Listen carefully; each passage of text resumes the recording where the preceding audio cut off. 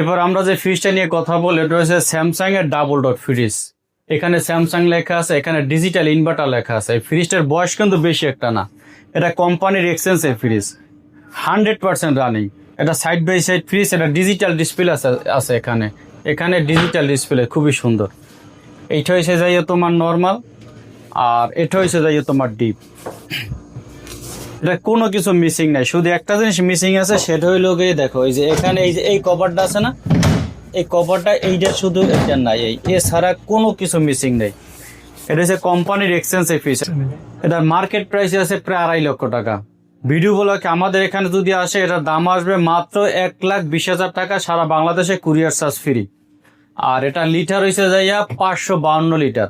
আমি কিন্তু ফ্রিজটার ভিতরে ঢুকে যেতে পারি ইচ্ছে করলে। আর এটার যে গ্লাসের যে এইটা দেখো, দেখাও তুমি জুম করে দেখাও, সাদা গ্লাসের ভিতরে জরি জরি ইয়ে আছে, সেটা আছে সারা বডিতে, সেটা আছে। এটা কোনো জং ফাটা বা ওই রকমের কিছুই নাই, সম্পূর্ণ রানিং একটা ফ্রিজ, কোম্পানির এক্সচেঞ্জের প্রোডাক্ট।